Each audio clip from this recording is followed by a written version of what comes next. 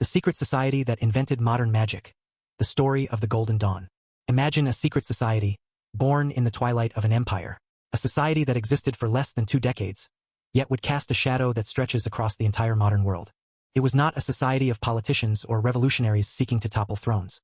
It was a society of poets, scholars, artists, and eccentrics. Their goal was not to change the world, but to understand the very architecture of the soul, to map the hidden pathways between humanity and the divine. They practiced a form of magic so structured, so comprehensive, it would become the blueprint for nearly all that followed. They took the scattered, chaotic fragments of ancient wisdom, Kabbalah, alchemy, tarot, astrology, and forged them into a single workable system. They created a university for the soul. They called themselves the Hermetic Order of the Golden Dawn. And in their brief, brilliant, and explosive history, they would ignite a fire that still burns today. This is the story of their meteoric rise, their spectacular collapse, and how, from their ashes, modern magic was born. To understand the birth of an idea, we must first understand the world that yearned for it. To find the source of modern magic, we must travel back in time, not to a moonlit ruin or an ancient desert, but to the very heart of the modern world itself. To London in the final, flickering decades of the 19th century. This was the capital of the world, the engine room of an empire on which the sun never set. This was the Victorian age at its zenith, a civilization brimming with a sense of supreme, unshakable confidence. It was a world built on steam and steel, on the relentless logic of the factory floor and the ironclad certainty of the railway timetable. The telegraph had collapsed distance, the photograph had captured reality, and the great minds of science were methodically banishing the shadows of superstition and myth. Charles Darwin, with his theory of evolution, had seemingly dethroned humanity from its special place in creation, reframing us as a product of natural, observable forces. The universe, which for millennia had been a place of gods and spirits, of divine will and cosmic mystery, was increasingly seen as a vast, intricate, but ultimately knowable machine. A great clockwork, governed by predictable physical laws. For the first time, it seemed that humanity held the blueprints to reality itself. The world was being measured, categorized, explained, and disenchanted.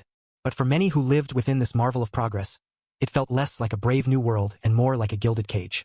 The relentless march of materialism and science, while providing unprecedented physical comfort for some, had created a profound spiritual void. The old certainties of the Christian faith, which had anchored Western civilization for centuries, were crumbling under the assaults of critical scholarship and scientific discovery. For the educated and artistic classes, traditional religion was losing its power to inspire, to comfort, and to explain the deepest questions of existence. The universe may have been explained, but it no longer felt meaningful. If humanity was merely a clever animal, and the cosmos a purposeless machine, then what was the point? Where was beauty? Where was transcendence? Where was the soul? This was the great unspoken anxiety of the late Victorian mind. A deep, spiritual hunger gnawed at the heart of the world's most advanced society. There was a low, spiritual hum beneath the roar of the machine, a growing desire to kick open the doors of the empirical world and find something, anything, waiting on the other side. And as the old faith retreated, the human imagination, which abhors a vacuum, began to rush in, filling the void with new, strange, and fascinating forms of belief. The search for the soul became an urgent, popular obsession. The first and most widespread of these new spiritual currents was spiritualism. Beginning in America in the 1840s, it had swept across Britain and Europe, becoming a massive cultural phenomenon. Its premise was simple and revolutionary. It was possible to communicate with the spirits of the dead. Through seances held in darkened parlors, professional mediums claimed to channel messages from the beyond. Tables would rap, objects would levitate, and ghostly apparitions, formed from a mysterious substance called ectoplasm, would sometimes manifest. For a society grappling with Darwinism, spiritualism offered a powerful comfort. It was a scientific religion. It didn't ask for blind faith. It offered what it claimed was empirical, repeatable proof of the soul's survival after death. It gave grieving families a chance to speak one last time with loved ones lost to war or disease. And it gave intellectual seekers a tangible sign that there was more to reality than mere matter. Millions, from Queen Victoria herself to the social reformer Robert Owen, were captivated by its promise. Spiritualism demonstrated a mass hunger for direct, personal experience of the supernatural. While spiritualism appealed to the heart, another movement appealed to the head. In 1875, a new and intellectually ambitious organization was founded, the Theosophical Society. Its leaders were the American lawyer Colonel Henry Steele Olcott and, most importantly, one of the most remarkable and controversial women of the 19th century, the Russian aristocrat Helena Petrovna Blavatsky. Madame Blavatsky was a force of nature, charismatic, erudite, mysterious, and profoundly strange. She claimed to have traveled the world, studying with hidden masters in the most remote corners of the earth. Her central claim was that she was in psychic communication with a secret brotherhood of spiritual adepts, the Mahatmas or masters of the ancient wisdom, who resided in Tibet. These masters, she said, had preserved the Prisca Theologia, the pristine, universal truth that was the secret heart of every great religion and philosophy the world had ever known, from ancient Egypt and Plato to Hinduism and Christianity. In her colossal, sprawling, and often impenetrable books like Isis Unveiled and The Secret Doctrine, she laid out a breathtakingly grand vision of cosmic evolution, of lost continents like Atlantis and Lemuria, and of humanity's seven-stage journey towards divinity. Theosophy was a grand, syncretic system that aimed to reconcile science, religion, and philosophy. For intellectuals who had abandoned the church but still yearned for a sweeping, all-encompassing spiritual framework, it was irresistible. It provided a new cosmic mythology for a disenchanted age. And yet, for some, even theosophy felt too foreign, too focused on the wisdom of the East. A quieter but equally important current was the revival of older, distinctly Western esoteric traditions. This revival found its home in the arcane corners of Freemasonry. By the late 19th century, Freemasonry was a well-established part of British society. But beyond the standard craft lodges, a culture of high degrees had flourished, offering rituals and philosophies that were steeped in the language of Hermeticism, Kabbalah, and the Knights Templar. This led directly to the formation of small, exclusive study groups for those with a serious interest in the occult. The most important of these was the Societas Rosicruciana in Anglia, the Rosicrucian Society in England, founded in 1866. Open only to high-ranking Master Masons, it was a club for gentlemen occultists. Its members studied the Rosicrucian manifestos, the philosophy of the alchemists, and the symbolism of the Kabbalah. They were not, for the most part, practical magicians.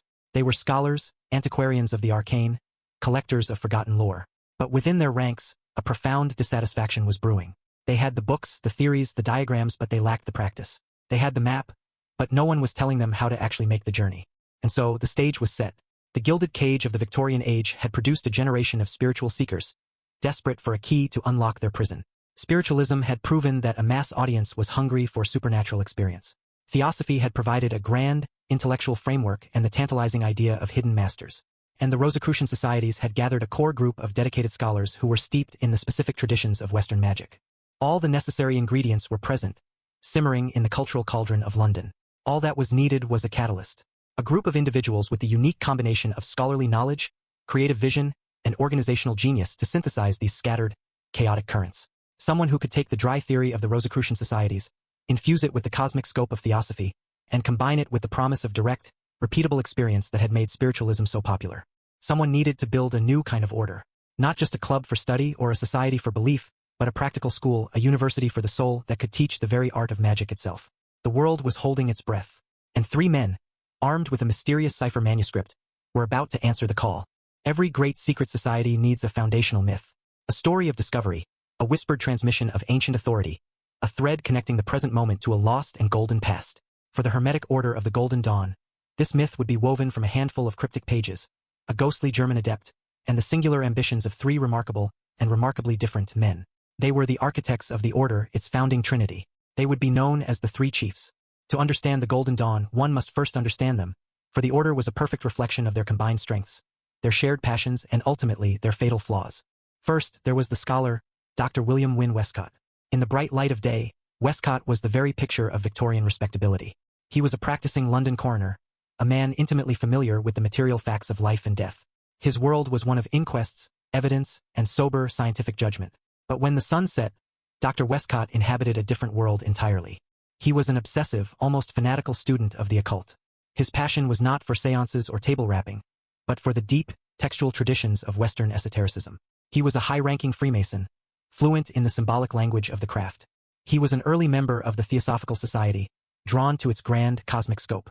But his true home was the Societas Rosicruciana in Anglia, the SRIA, an exclusive study group where England's most learned Masonic occultists gathered. Westcott was a collector, a cataloger, an archivist of the arcane. His mind craved order. He looked at the vast, chaotic, and often contradictory landscape of esoteric lore, Kabbalah, Hermeticism, alchemy, tarot, and saw not a mess, but the scattered pieces of a single, magnificent puzzle. More than anything, he longed to assemble those pieces into a coherent, structured, and workable system. He was the administrator, the organizer, the man who would provide the order with its intellectual spine. The second chief was the mystic, Dr. William Robert Woodman. Woodman was a retired physician, a respected elder in the same esoteric circles as Westcott. At the time of the order's founding, he was the supreme magus, the official head of the SRIA. He was widely regarded as one of the most learned esotericists in England, a man whose knowledge of Kabbalah and alchemy was profound. Woodman was the anchor of the trio. While Westcott was the energetic organizer, Woodman provided the crucial element of gravitas and legitimacy. His presence lent the new venture a sense of continuity with the older, established traditions of Masonic esotericism. He was the quiet, wise elder, the link to the past, whose endorsements signaled to others that this new order was a serious and worthy endeavor. And then, there was the magician, Samuel Liddell Mathers. If Westcott was the order's mind and Woodman its soul, Mathers was its fiery, beating heart. By profession, he was a humble, poorly paid clerk, but in his own imagination, he was the heir to a noble Scottish lineage, the last of the clan MacGregor. He adopted the kilt, taught himself defense, and wrote a practical manual on military infantry tactics. Mathers was a man of immense, raw talent and burning ambition. He was a brilliant, self-taught linguist and translator, producing the first English editions of key magical texts like the Key of Solomon the King and the Book of the Sacred Magic of Abramelin the Mage. But his true genius was not just theoretical. Mathers was a born ritualist. He had a natural, intuitive grasp of symbolism, a flair for the dramatic, and an ability to weave together words, colors, incense, and gestures to create powerful, emotionally resonant ceremonies. He was the one who could take the dry, dusty diagrams from Westcott's books and make them come alive. He was the showman, the artist, the visionary who would give the Golden Dawn its magic. The legend begins, as so many do, with a mysterious discovery. The story, as promoted by Westcott, is this: in 1886 or 1887, he came into possession of a small manuscript of about 60 folios. He claimed to have acquired it from a fellow Mason, the Reverend A.F.A. Woodford, who had found it on a bookstall in Farringdon Street. This was the cipher manuscript.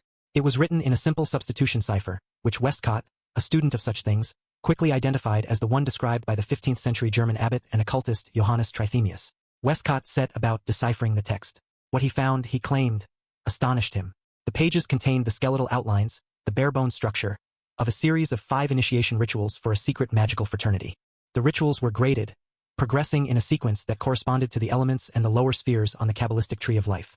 It was the blueprint for exactly the kind of structured magical school that Westcott had dreamed of creating. But the most fateful discovery, the key that would unlock the entire enterprise, was allegedly a single loose slip of paper tucked within the manuscript's pages. On this paper was written a name and an address: Fräulein Anna Sprengel of Stuttgart, Germany. A note on the slip indicated that she was a highly advanced adept of a German Rosicrucian order called Die Goldene Dämmerung Golden Dawn, and that she could be contacted by those who had proven themselves worthy by deciphering the manuscript. Following these instructions, Westcott claimed he wrote to this unknown German woman. To his delight, he received a reply. Thus began a correspondence between the London coroner and the mysterious Fräulein Sprengel. Over a series of letters, she supposedly confirmed the authenticity of the cipher manuscript. She acknowledged Westcott and his associates as the English heirs to her ancient tradition. She granted them a charter, an official warrant of authority, to establish a new temple in England. This temple was to be named Isis Urania, and it was to be the first outpost of the Order of the Golden Dawn in the outer world. Fräulein Sprengel, Westcott claimed, provided further fragments of wisdom and guidance, but she refused to reveal the Order's deeper secrets, insisting that the English chiefs must develop these themselves through their own magical work. And then, conveniently, after having set the entire project in motion, she died. Her final communication allegedly ordered her own papers destroyed and severed all contact with any other German adepts, leaving the new English order entirely on its own. They were now the sole inheritors of a lineage whose only other living members had vanished into the mist. It is a wonderful story. It has all the elements of a great esoteric romance. A chance discovery, a cryptic code, a secret message, and a mysterious, powerful woman passing the torch of wisdom to a new generation before disappearing from the world stage. Was any of it true? Almost certainly not. The consensus among modern historians is that the entire narrative was a pious fraud, a brilliant and necessary invention. The cipher manuscript was most likely written in the 1880s, not the distant past, probably by Westcott himself with possible input from Mathers. The paper, the ink, and the content all point to a 19th century origin. And Fräulein Anna Sprengel, the German Rosicrucian master? She never existed. She was a ghost, a literary device created to provide the one thing the new order desperately needed: an authentic, historical lineage. In the world of secret societies, authority is everything. You cannot simply invent a magical order from whole cloth. It must be presented as the rediscovery of a lost tradition, a restoration of an ancient line of succession. By creating this foundational myth, Westcott and Mathers were not just being deceitful. They were following a time-honored esoteric tradition of establishing legitimacy. They were creating the magical authority they needed to begin their great work. Real or forged, the charter from the ghostly Fräulein Sprengel was all the mandate they needed. In March of 1888, the three chiefs Westcott, the methodical scholar, Woodman, the respected elder, and Mathers, the visionary ritualist, held their first official meeting. Drawing on the blueprint of the cipher manuscript, they formally established the Isis Urania Temple No. 3 of the Hermetic Order of the Golden Dawn. Why Temple No. 3? Temple No. 1 was supposedly Fräulein Sprengel's German lodge, and No. 2 was an abortive attempt by another London occultist that had failed. The designation cleverly implied they were part of an already existing international network. They were now ready to recruit. They would reach out to the other members of the Societas Rosicruciana and the esoteric elite of London. They would offer something no other group could provide.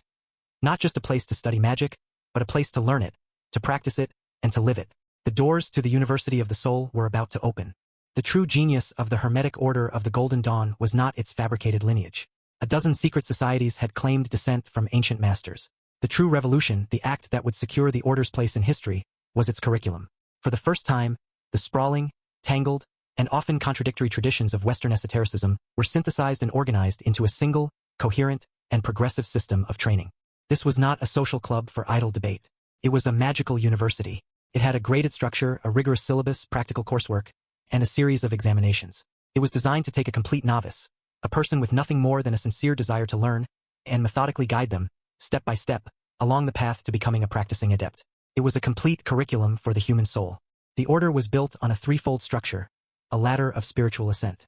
At the bottom was the first or outer order. This was the preparatory school, the Golden Dawn itself, where the foundational knowledge was taught. Above this was the second or inner order, the Ordo Rosae Rubii T Ori Crucis, the Order of the Red Rose and the Golden Cross, which was the true Rosicrucian heart of the system. This was the university proper, where theoretical knowledge was put into magical practice. And at the very top, unseen and unheard, was the third order. The secret chiefs, the disembodied or immortal masters akin to the Theosophical Mahatmasho, were believed to be the ultimate guides and guardians of the entire work. A new candidate, after being approved, entered the outer order at the very beginning as a neophyte. Grade 0 is equal to 0. The double numbering system was significant. The first number represented the grades ascending the Kabbalistic tree of life from the bottom, while the second represented the grades descending from the top. A neophyte stood at the threshold, balanced between the material world and the path of initiation. The neophyte ceremony was a powerful piece of ritual theater. The candidate was hooded, bound by ropes, and led into the temple, a space arranged to represent the universe in miniature. They were challenged by robed officers representing different cosmic forces.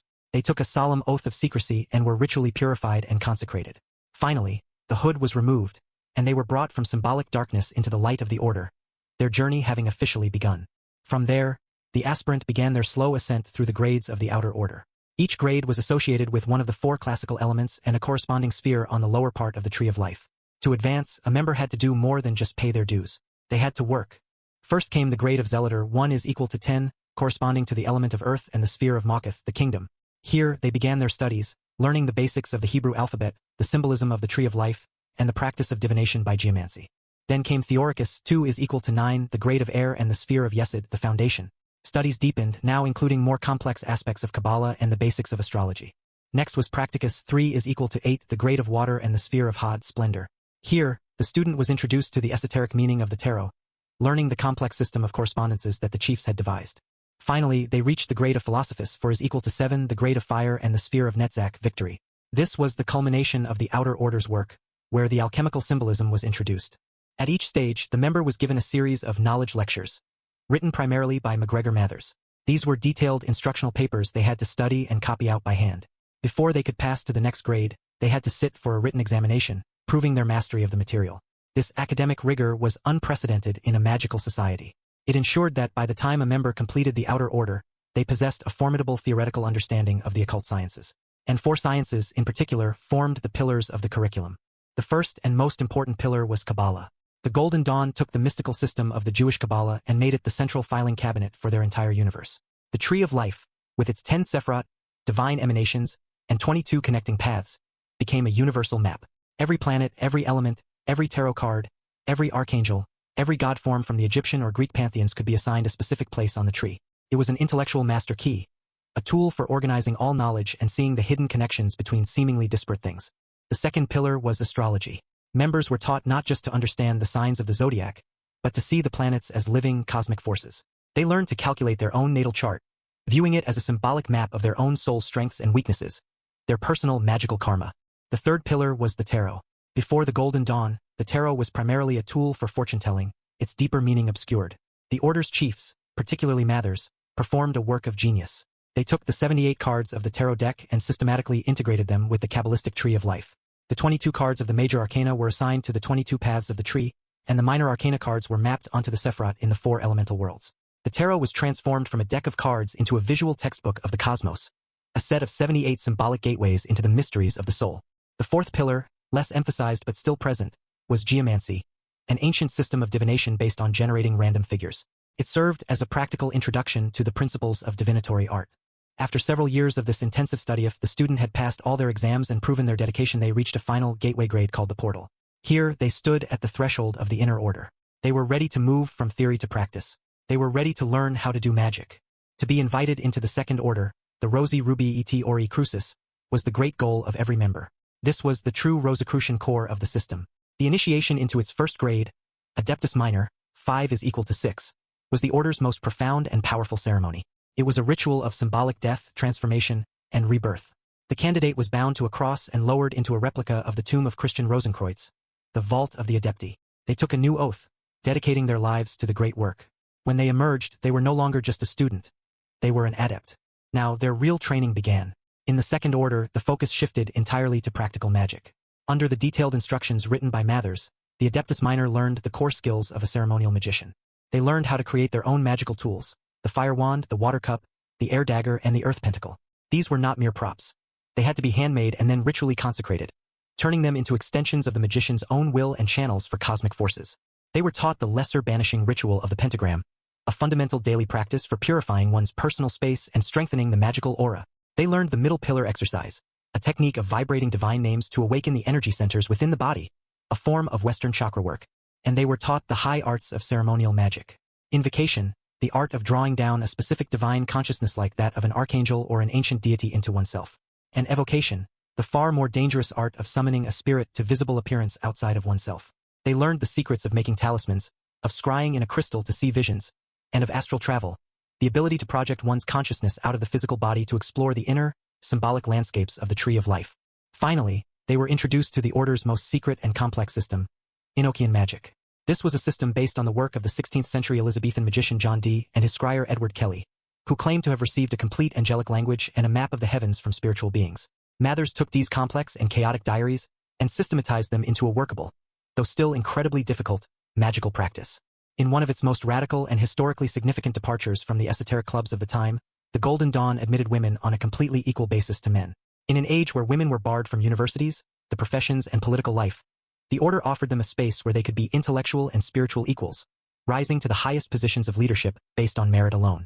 This inclusivity was not just a moral triumph. It was a key ingredient in the Order's vitality and creative power. The Golden Dawn had created something unprecedented. It was a complete, integrated system that synthesized 1,000 years of Western mysticism into a single, teachable path. It provided its members not just with knowledge, but with a purpose, a community, and a set of powerful tools for self-exploration and transformation. It was a curriculum for forging a new kind of human being, the modern magician. A system, no matter how brilliant, is only an empty vessel until it is filled with human life. A curriculum is only potential energy until it is activated by the minds of its students. The Hermetic Order of the Golden Dawn, with its revolutionary synthesis of magic and mysticism, was just such a vessel. And for a brief, incandescent period at the end of the 19th century, it attracted a constellation of some of the most creative, intelligent, and influential figures of the age. This was not a society of fringe eccentrics or lonely dilettantes. It was a secret academy for the cultural avant-garde. It drew in poets, actresses, artists, scholars, and heiresses, all of whom were searching for a deeper reality than the one offered by the mundane, materialistic world. They came seeking knowledge, inspiration, and a community of kindred spirits. What they found in the Golden Dawn would not only transform their own lives, it would flow directly into their work, shaping the very course of modern literature, theater, and art. Perhaps the brightest star in this constellation, and certainly its most famous member, was the man who would become Ireland's greatest poet and a Nobel laureate, William Butler Yeats. When Yeats joined the Isis Urania Temple in March of 1890, he was a young, ambitious poet, already deeply immersed in the occult. He had experimented with theosophy and dabbled in spiritualism, but he found them unsatisfying. Theosophy was too Eastern for his taste, and spiritualism often felt trivial and chaotic.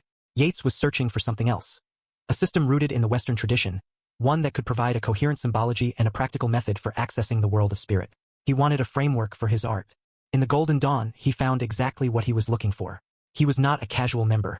He was a deeply committed and ferociously dedicated magician. He devoured the curriculum, excelled in the rituals, and quickly rose through the grades. His magical motto, a name chosen to represent his spiritual aspiration, was Demon Estate Deus in verses. The demon is the inverted god, a statement reflecting his belief in the reconciliation of opposites. The impact of the Order on Yeats's work is impossible to overstate. The complex symbolism he learned there, the rose upon the root of time, the Kabbalistic tree of life, the phases of the moon, the spiraling gyres of history became the foundational grammar of his mature poetry. For Yeats, magic and art were inseparable. He believed in the existence of what he called the anima mundi, or world soul, a great, universal memory, a storehouse of all myths, symbols, and images. He believed that the rituals of the Golden Dawn were a practical means of accessing this great memory, of drawing down archetypal power and channeling it into poetry. His art was a form of magic, and his magic was a source of art. Yeats would become a central pillar of the London Temple, a respected leader whose intellectual and spiritual gravity helped hold the fragile fraternity together. It was a friendship and perhaps an unrequited love that brought Yeats into the order. The person who introduced him was one of its most charismatic and influential female members, the actress Florence Farr. Farr was a leading light of the London stage, a celebrated beauty and a fiercely independent new woman. She was a friend of George Bernard Shaw and a champion of the new, psychologically realistic plays of Henrik Ibsen. But behind her public persona as a modern, progressive actress, she was a dedicated mystic and magician. In the Golden Dawn, Farr found a space where her intellectual and spiritual ambitions could flourish, free from the constraints of Victorian society. She became a brilliant ritualist and a powerful leader, eventually succeeding William Wynne Westcott as the chief adept in Anglia, the official head of the London Temple. Her particular magical interests lay in the power of sound. She developed techniques for vibrating divine names to create physiological and spiritual effects, and she was a gifted scryer, claiming to communicate with an ancient Egyptian spirit through a painted mummy case. For Farr, the order was a synthesis of her passions. The ritual of the temple was a form of sacred theater, and the theater stage was a space where magical, transformative ideas could be explored. Every magical operation requires resources, and the Golden Dawn was no exception. The crucial financial backing for the fledgling order came from another of its powerful female members, Annie Horniman. Horniman was the heiress to a vast tea fortune. Her father was a wealthy Quaker tea trader whose company, Horniman's Tea, was a household name. Liberated by her immense wealth from the need to marry or work, she dedicated her life to the arts. She was a talented artist herself, studying at the Slade School of Art, and her keen eye for design was invaluable to the order. She designed and paid for much of the Isis Urania Temple's lavish furnishings, its colorful banners, and the intricate regalia worn by the officers during ceremonies. But Horniman's role as a patron of the avant-garde would extend far beyond the secret temple. Her friendship with W.B. Yeats, forged in the crucible of the Golden Dawn, would lead her to one of her greatest achievements. In 1904, she used her personal fortune to purchase and refurbish a building in Dublin, founding the Abbey Theatre, the National Theatre of Ireland. This institution, born from a friendship between two high-ranking Rosicrucian adepts, would become a cornerstone of the Irish literary revival. Annie Horniman had transformed her esoteric passion into a lasting public legacy. The list goes on. The constellation of talent was dazzling.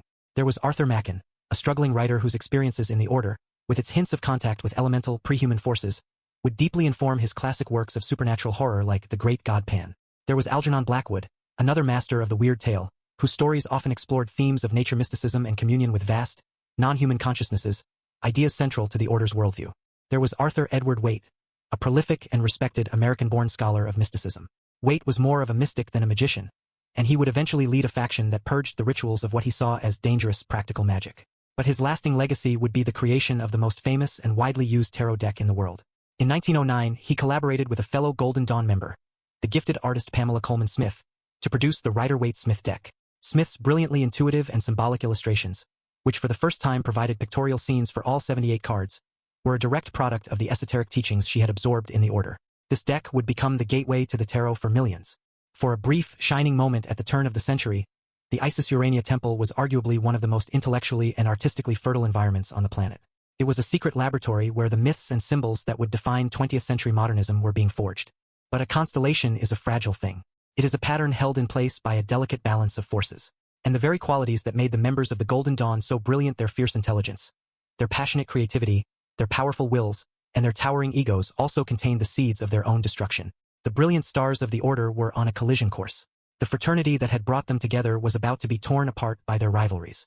Every Eden has its serpent. Every sacred garden is vulnerable to a force that challenges its harmony, questions its laws, and tempts its inhabitants with a different kind of knowledge. For the Hermetic Order of the Golden Dawn, a carefully constructed garden of intellectual and spiritual inquiry, the serpent arrived in the year 1898. He was a man of breathtaking genius and diabolical ambition. He would expose the order's fatal weaknesses, shatter its fragile peace, and in doing so, hijack its legacy for his own. His name was Edward Alexander Crowley, but the world would come to know him simply as Aleister Crowley. To call Crowley a controversial figure is a profound understatement. Even today, his name conjures images of black magic, sexual depravity, and satanic ritual. He gleefully cultivated a reputation as the Great Beast 666 and the wickedest man in the world. But behind the cartoonish villainy and the masterful self-promotion was a mind of formidable power. Crowley was born into the wealth and stifling piety of a Plymouth Brethren family, a strict fundamentalist Christian sect. His childhood was a battle against what he called the stupid fanaticism of his upbringing, and it forged in him a lifelong hatred of dogmatic authority and a powerful desire to transgress every conceivable moral boundary. He was a man of prodigious, almost inhuman, gifts. He was a poet of genuine talent, published while still a student at Cambridge University. He was a world-class mountaineer who participated in early, harrowing attempts to conquer the world's highest peaks, including K2 and Kanchenjunga. He was a master chess player, a brilliant literary critic, and a man of immense personal charm when he chose to be. But all these talents were subservient to a single, overriding passion: the pursuit of magic. Crowley was not interested in philosophy or mysticism for its own sake. He wanted power. He wanted direct experience. He wanted to storm the gates of heaven and hell and become a god. After a mystical experience at Cambridge convinced him of the reality of a secret, spiritual world, he dedicated his life and his considerable inheritance to mastering the occult. His search for a practical system of training led him, inevitably, to the doors of the Golden Dawn. Crowley was initiated into the Outer Order in November of 1898, taking the magical motto Perdurabo, meaning, I will endure. He did not approach the curriculum with the patient reverence of other members. He attacked it. He tore through the grades and their examinations with a speed and aptitude that was both astonishing and alarming. While a typical member might spend several years working their way through the Outer Order, Crowley completed it in just over one.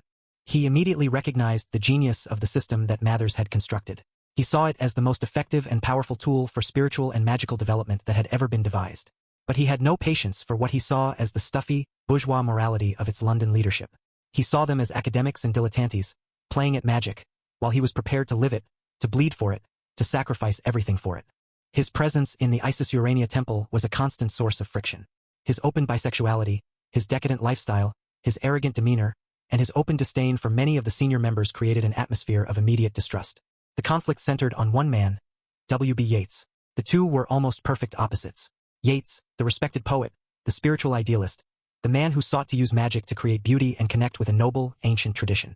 And Crowley, the arch-rebel, the iconoclast, the man who sought to use magic to shatter illusions and liberate the individual will from all constraints. Yeats, as one of the leaders of the London Temple, saw in Crowley's ambition a dangerous lack of balance. He recognized his brilliance but was repulsed by his character, seeing in him a demon, a disruptive force that threatened to corrupt the entire work. Crowley, in turn, dismissed Yeats and his allies as drifters, weak-willed mystics who were afraid of true magical power. The two men, the Order's greatest poet and its most powerful magician, began a silent war for the soul of the fraternity. The breaking point arrived in late 1899. Crowley, having completed the entire curriculum of the Outer Order, presented himself as ready for initiation into the Second Order, the Rosae Rubii et Ori Crucis. This was the great prize, the gateway to the secrets of practical high magic. The London adepts, who collectively governed the temple, refused him. The examining committee, led by Yeats, formally rejected his application. Their decision was a damning indictment. They judged Crowley to be morally and psychically unfit for the power and knowledge he sought. They feared what he would do with it. They worried he was a sorcerer, a black magician interested only in personal power, not in the spiritual evolution of humanity. They barred the gate. For Crowley, this was an intolerable insult. It was a rejection not just of his character, but of his undeniable magical aptitude. Furious and never one to accept another's authority, Crowley did what any ambitious Machiavel would do. He found a way to go over their heads. He would appeal to a higher power. By this time, MacGregor Mathers, the sole surviving founder and self-proclaimed chief of the Order, was living in Paris. His relationship with the London Temple, the Order's largest and most successful branch, had become deeply strained. Mathers was growing increasingly autocratic, demanding absolute, unquestioning loyalty and obedience. The London adepts, who were doing most of the work of running the Order, were beginning to resent his long-distance tyranny and his constant demands for money. They were quietly beginning to question his authority. Mathers was isolated, paranoid, and in desperate need of powerful allies who were loyal to him and him alone. And into this tense situation walked Aleister Crowley. Crowley traveled to Paris in January of 1900 and presented himself to the chief. Here was a brilliant, energetic, and wealthy young magician who, unlike the London Committee, was willing to acknowledge Mathers as his absolute superior. For Mathers, Crowley was the perfect weapon to use against the increasingly rebellious adepts back in England. Ignoring the formal decision of the London Temple, and in a complete betrayal of the Order's own rules, Mathers made a fateful decision. In his own Paris apartment, he personally initiated Aleister Crowley into the 5=6 grade of Adeptus Minor. He gave the serpent the key to the garden. The initiation was a powerful and transformative experience for Crowley, but it was also a declaration of war on the London leadership. Mathers had deliberately and contemptuously overridden their authority. He had armed their greatest adversary with the legitimacy of the Second Order and the authority of the chief himself. Crowley did not return to London as a chastened student. He returned as Mathers's official envoy, his chosen champion. His mission was to shatter the authority of the London Committee and bring the temple back under the absolute control of its one true chief. The fragile peace of the Golden Dawn was over. The stage was set for a final, bizarre confrontation that would destroy the order forever. The Battle of Blythe Road was about to begin. A secret society is a delicate ecosystem. It is held together by a fragile web of trust, shared belief, and accepted authority. In the spring of 1900, that web, which had bound the hermetic order of the Golden Dawn together for over a decade, was about to be torn apart. The feud between the autocratic chief in Paris, MacGregor Mathers, and the increasingly independent College of Adepts in London had reached its breaking point.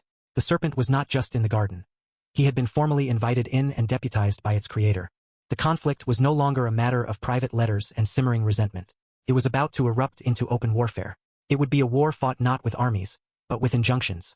Not with swords, but with astral curses. It would be a battle for control of a sacred space, a struggle for the very soul of the order. And it would culminate in one of the strangest and most theatrical confrontations in the entire history of Western esotericism, the Battle of Blythe Road. While Aleister Crowley had been in Paris receiving his illicit initiation, the London Adepts had been conducting their own internal investigation. The committee, led by W.B. Yeats, had finally begun to seriously question the very foundations of the order. They demanded that Mathers produce the evidence of his supposed contact with the secret chiefs. He refused, offering only vague and imperious assertions of his authority. They re-examined the story of the order's founding. With growing suspicion, they scrutinized the foundational documents, the cipher manuscript and the alleged correspondence with the German adept, Anna Sprengel. Annie Hornemann, who had personally financed much of the order, traveled to Germany to investigate, and found no trace that Fräulein Sprengel had ever existed. The conclusion was devastating. Their entire order, their beloved spiritual home, was built upon a lie. A brilliant, necessary lie perhaps, but a lie nonetheless. The realization shattered Mathers's authority in their eyes. He was not the chosen emissary of a secret German lineage.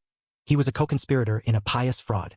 They were now, in their own minds, a fellowship of equals who had been deceived by their chief. They were preparing to declare their independence and restructure the order as a democratic republic of magicians. Mathers, sensing this full-scale rebellion, decided on a preemptive strike.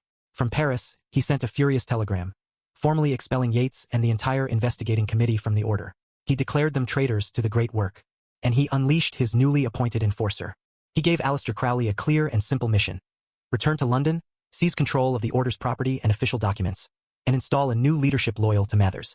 Crowley, never one to shy away from a fight, embraced the role with relish. This was his chance for revenge against the people who had scorned him. He prepared for his assault. This was not just a legal matter for him. It was a magical operation. He armed himself with spells and talismans. And for the physical confrontation, he assembled a costume designed for maximum psychological impact. A black, half-face mask to conceal his identity and intimidate his opponents, and the full regalia of a Highland chieftain, complete with a kilt and a ceremonial dagger, the Skjandub. He was no longer just Aleister Crowley. He was the avenging agent of the rightful chief. The battlefield was a set of rented rooms at 36 Blythe Road, in the London suburb of Hammersmith. This was the location of the Isis Urania temple and, most importantly, its sacred heart, the Vault of the Adepti. This small, seven-sided chamber was a ritual space of immense symbolic importance, a physical replica of the legendary tomb of Christian Rosenkreutz. To control the vault was to control the temple. On the 17th of April, 1900, Crowley launched his attack. But the London Adepts, led by Florence Farr, had been forewarned of his intentions. They had acted quickly. They changed the locks on the temple doors. When Crowley arrived, he found his way barred. Undeterred, he employed a local blacksmith to simply break the locks and force the door open. He and a fellow Mathers loyalist, a woman named Elaine Simpson, stormed the premises. The physical space was now theirs. But the victory was short-lived. The next day, the rebels counterattacked. W.B. Yeats arrived on the scene, along with another adept, E.A. Hunter, who conveniently happened to be a lawyer. The confrontation was not a brawl, but a tense and surreal standoff. On one side was Crowley, masked and cloaked, claiming authority from the order's chief. On the other was Yeats, the celebrated poet, armed with the collective will of the London members. There were arguments. There were threats. There were competing pronouncements of excommunication. At one point, the landlady of the building, bewildered by the sight of masked men and angry poets arguing on her property, called the police. The image is almost comical. The great magical war for the soul of the Golden Dawn being interrupted by a London bobby, trying to make sense of a dispute that seemed to be about a secret tomb and invisible chiefs. But for the participants, this was no laughing matter. They believed the true battle was being fought on a different plane of existence entirely. This was a magical war. Crowley, a formidable practitioner of ritual, unleashed what he called currents of will against his opponents. He performed banishing rituals and hurled curses from his rooms, attempting to psychically dominate the rebels. The London Adepts, in turn, rallied their own forces. They performed collective rituals to defend the temple from what they saw as a demonic assault. Yates, particularly, felt the immense psychic strain of the conflict. He later wrote in his journal about the experience, describing a constant feeling of hostile influence, and the need to perpetually perform protective rituals to keep the evil at bay. It was a war of astral shells and talismans, a siege conducted with incantations and focused will. In the end, however, the war was won not by the most powerful magician, but by the one with the best lawyer. The London adepts, guided by Hunter, took the fight to the mundane plane. They filed for a court injunction against Mathers and Crowley, seeking to legally restrain them from entering the premises or claiming the order's property. The court sided with the London Committee. Crowley, the great beast, the self-styled master of darkness, had been defeated by the most mundane of weapons, a piece of paper from the British legal system. He was forced to retreat. The Battle of Blythe Road was over. The rebels had won. They had won the battle, but in doing so they had lost the war. The victory was a hollow one. The Golden Dawn, as a unified, cohesive entity, was dead. The schism was absolute and irreparable. Mathers had lost his most important temple, his primary source of income, and the loyalty of his most talented members. His authority was broken. The London adepts had secured their independence. But at what cost? They were left in control of a magical system whose foundational claims they now knew to be fraudulent. The trust that had been the bedrock of their fraternity was gone, replaced by suspicion and factionalism. The magic had been stripped away, revealing a very human story of ego, deception, and the lust for power. The great constellation of geniuses had collapsed. The light that had burned so brightly was about to be scattered. The Golden Dawn was shattered, but its fragments, like the pieces of a magical mirror, would go on to reflect its light in 1,000 different directions, illuminating the entire occult landscape of the century to come. An explosion does more than just destroy. It scatters. It takes a single, concentrated point of energy and disseminates it across a wide area. The Hermetic Order of the Golden Dawn, in its final, spectacular collapse, did not simply vanish. It exploded. The light of its teachings, once so jealously guarded within the secret walls of its temples, was now diffracted, shattered into 1,000 pieces. The unified fraternity was dead, a casualty of ego and rebellion. But its system, its powerful curriculum of the soul, was now free from the control of any single group. In the chaos that followed the Battle of Blythe Road, the former adepts went their separate ways, each carrying a fragment of the original vision. And in this scattering, this diffraction, the Order's true and lasting influence began. The secrets of the Golden Dawn were about to go public. In the immediate aftermath of the schism, the once mighty Order devolved into a constellation of smaller, warring factions. The London Temple, having won its independence from Mathers, tried to carry on. Under the leadership of W.B. Yeats and others, they renamed their group the Morgenrothe and attempted to restructure it along more democratic lines. But the spirit was gone. The internal squabbling continued, fueled by the knowledge of the Order's fraudulent foundations. Within a few years, it too would splinter and fade into obscurity. One of its most prominent members, the scholar A.E. Waite, broke away to form his own group, the Independent and Rectified Right. Waite was a Christian mystic, not a ceremonial magician. He was deeply uncomfortable with what he saw as the pagan and potentially dangerous practices of high magic. He rewrote the Order's rituals, stripping them of their operative magical elements and recasting them as a purely mystical, symbolic path of Christian contemplation. Meanwhile, in Paris, a bitter and isolated MacGregor Mathers continued to run his own loyalist faction, which he named the Alpha Et Omega. He held onto a dwindling number of followers, including his talented wife, Moyna Mathers, but the glory days were over. He would die in 1918, a lonely king ruling over a shattered kingdom. And what of the serpent in the garden, Aleister Crowley? Having been the catalyst for the explosion, he now reveled in the chaos. Expelled from the mainstream and free from the authority of both Mathers and the London group, he embarked on his own singular magical quest. In 1904, while on his honeymoon in Cairo with his wife Rose, he claimed to have experienced a profound magical event.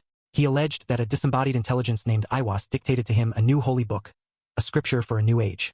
This book was Liber AL Vel Legis, the Book of the Law. Its central message was a radical new ethical code, summarized in the famous and infamous phrase, "Do what thou wilt shall be the whole of the law."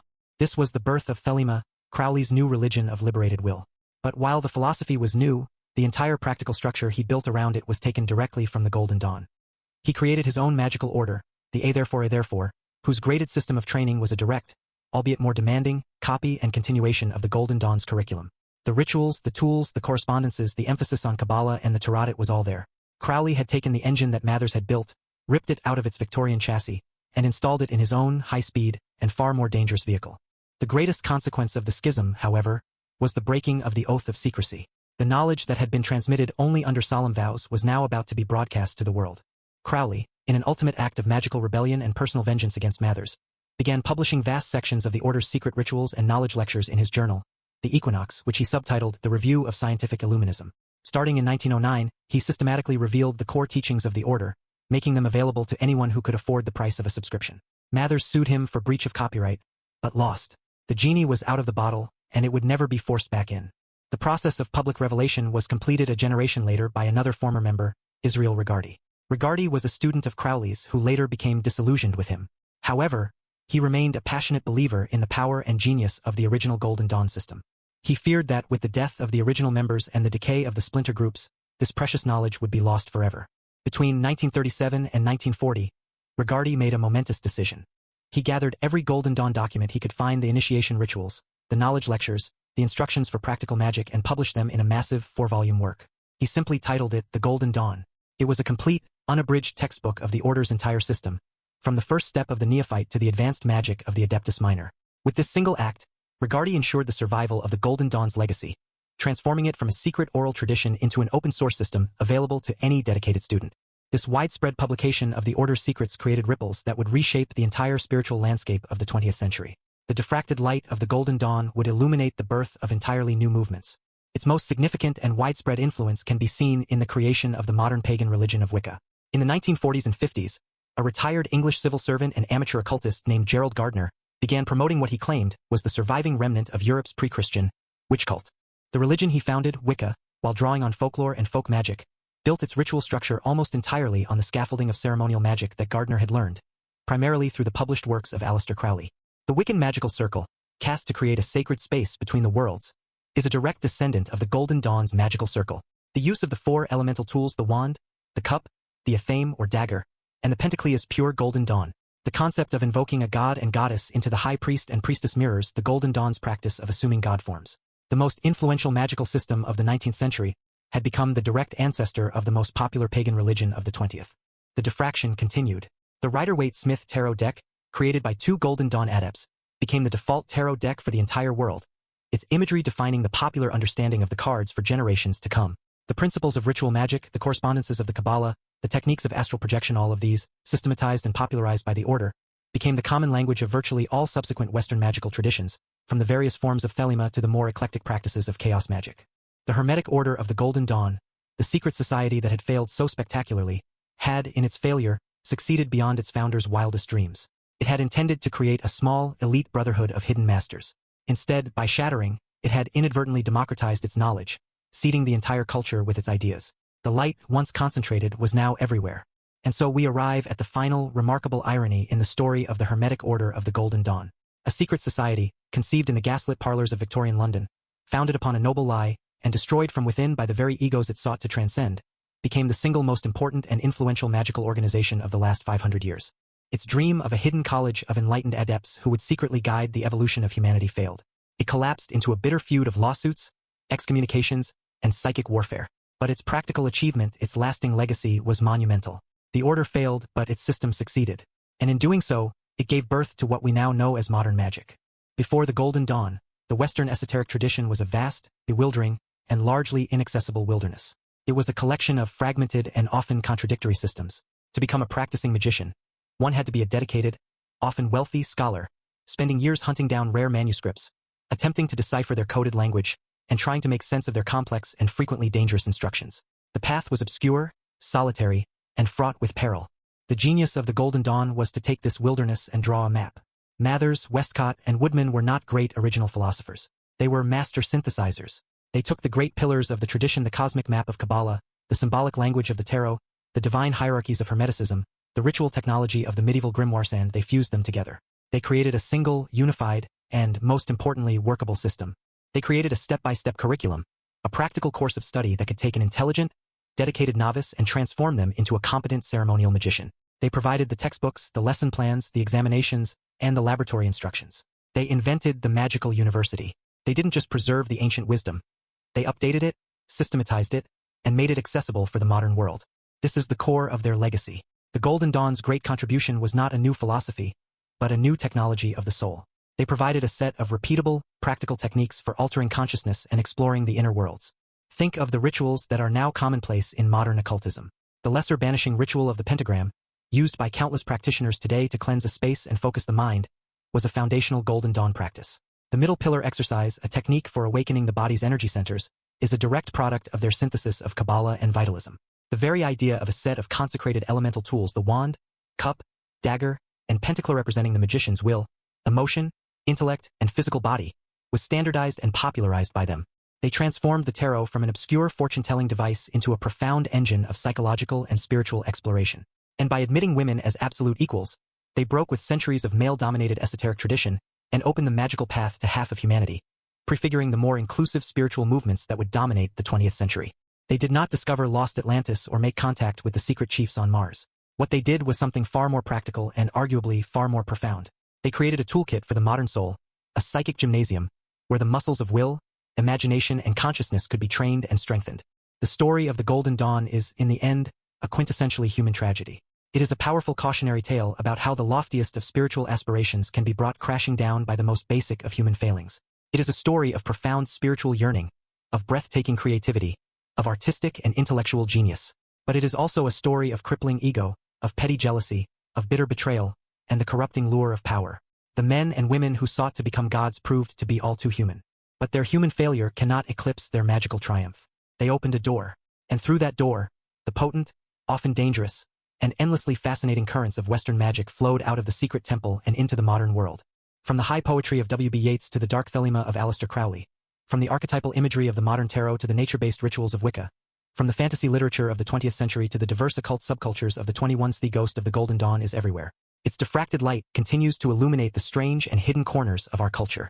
The order itself may have been a brief, flickering candle flame in the fog of Victorian London, but it was a flame that ignited a much larger fire, a fire that is still burning brightly today. This was their true great work.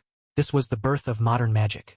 Thank you for joining us on this exploration of one of history's most influential and combustible secret societies. The legacy of the Golden Dawn is a testament to the fact that an idea, a system, can often become far more powerful than the flawed and fragile human beings who create it. What are your thoughts on this strange chapter of history? Do you see the influence of the Golden Dawn in the modern world? Let us know in the comments below. If you enjoy these deep dives into the esoteric currents of the past, please consider liking this video and subscribing to Driftwood Histories for more tales found adrift in time. We are grateful for your support. Until next time, stay curious.